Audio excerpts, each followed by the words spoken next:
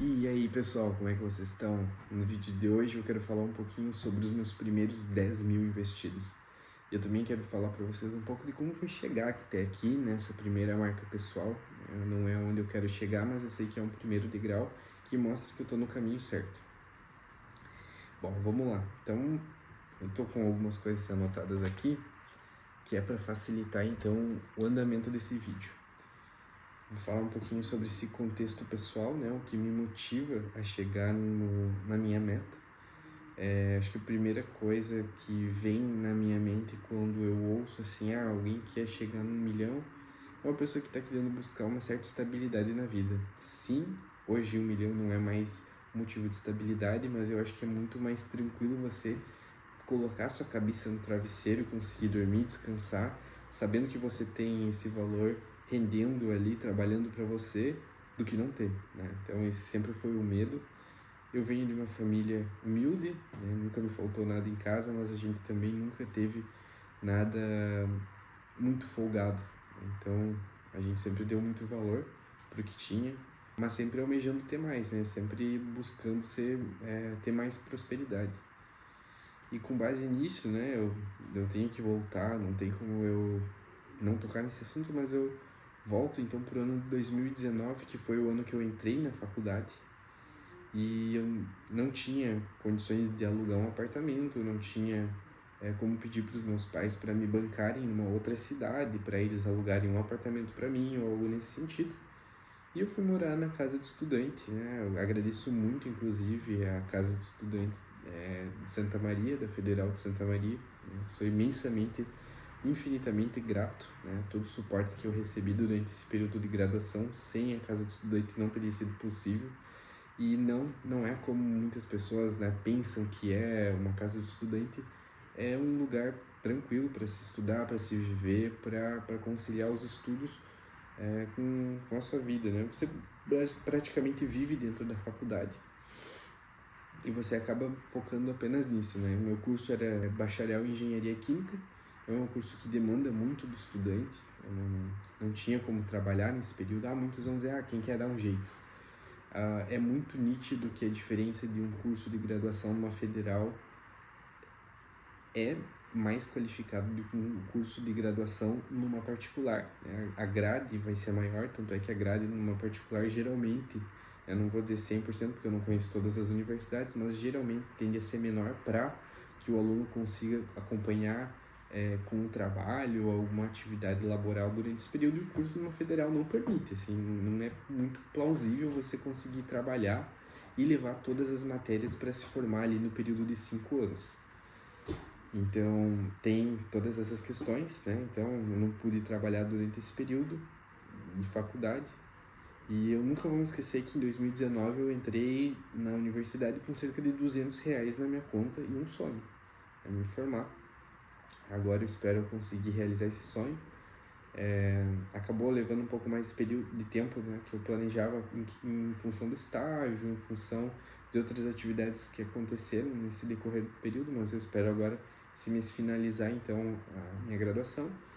E essa história desses 10 mil começou lá atrás. Então, ao longo do período da minha graduação, eu participei de várias iniciações científicas, fui bolsista da universidade, então por alguns meses, né?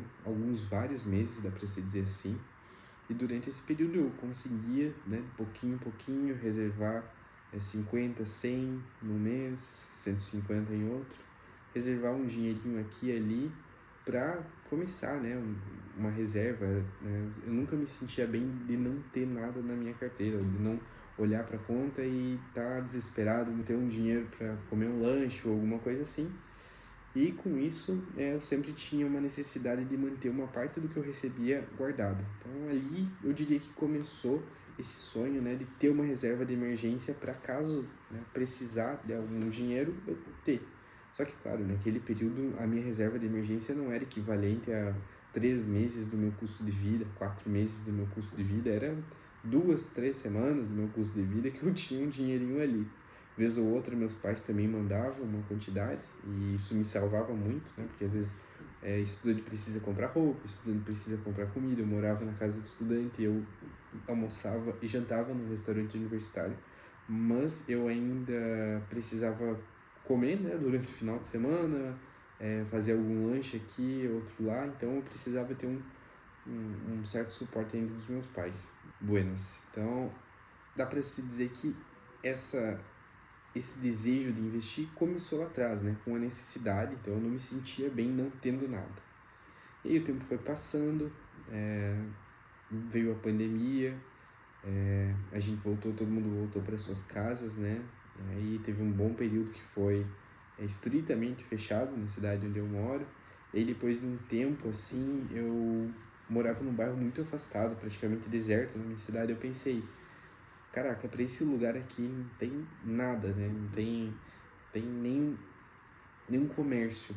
E aí eu pensei, eu acho que seria interessante começar com uma venda de algum produto, mas o quê? Nesse período eu lembro bem que era mais ou menos batia ali com o período que as autoescolas já estavam retornando, que algumas vacinas já tinham sido liberadas, né?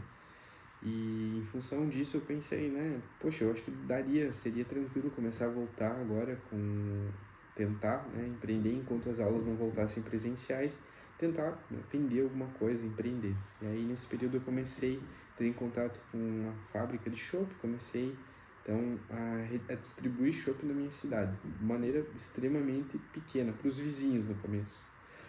E essa foi a primeira vez que eu comecei a lidar com um volume de dinheiro um pouco maior. Então eu precisava reinvestir tudo que eu acabava vendendo para conseguir aumentar a escala. E eu tive um pouco mais de necessidade de entender como funciona essa parte de negócios e tudo mais, de investimento, de que eu não poderia pegar todo o lucro para mim, não era meu salário, porque senão eu não teria dinheiro para aumentar o capital de giro, não teria como comprar mais equipamentos. E através disso, né, de pouquinho em pouquinho, vez ou outra, eu tirava ali uns 50 reais, 100 reais ali, deixava guardadinho, para, né, caso precisasse comprar algum outro equipamento, caso precisasse mandar algum equipamento para reparo. E com isso, né, mudou um pouco a minha forma de pensar sobre dinheiro de novo. Então eu diria que teve uma nova mudança de chave ali.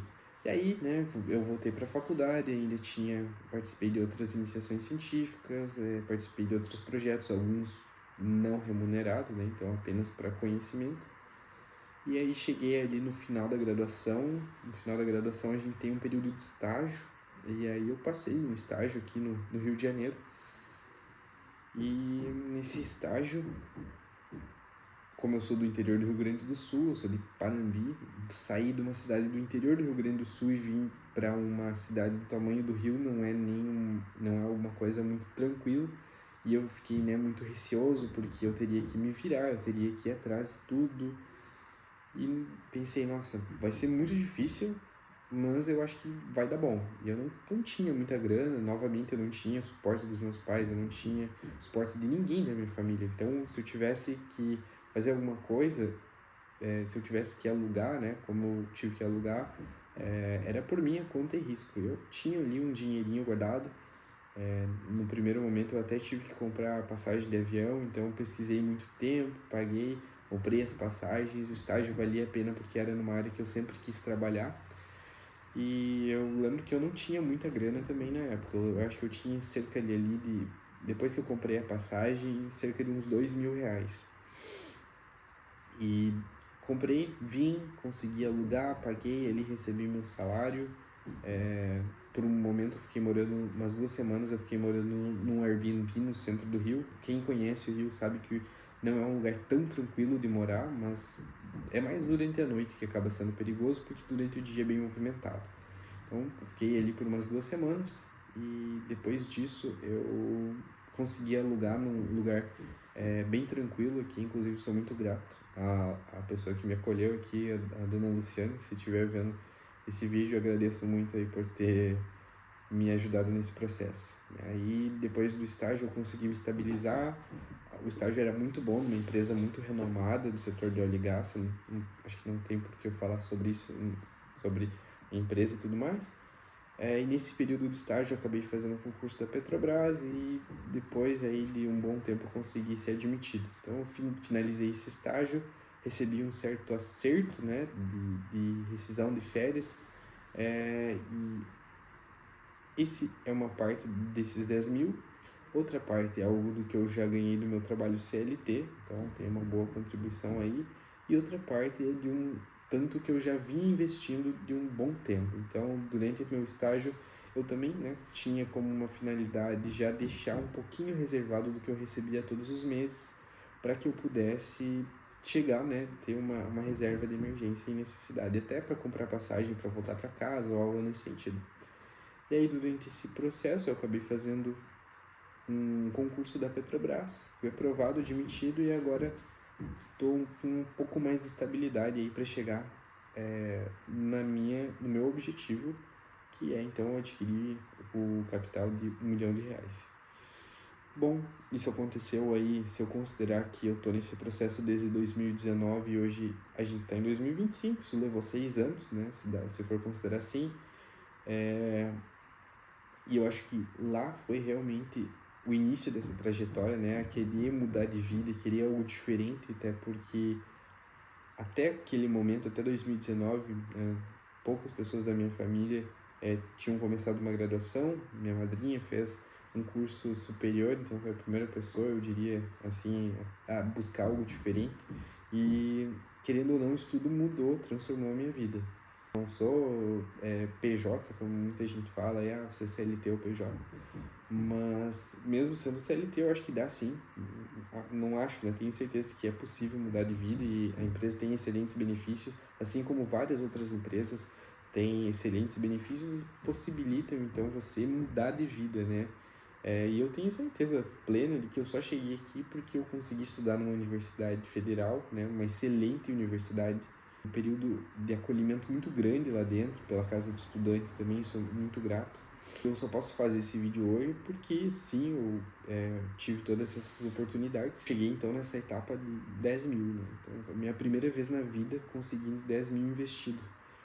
Tem muitas pessoas que eu conheço que 10 mil é tipo salário do mês, mas para mim, que vim de uma realidade muito diferente, ainda não estou nos 10 mil de salário, um dia eu vou chegar.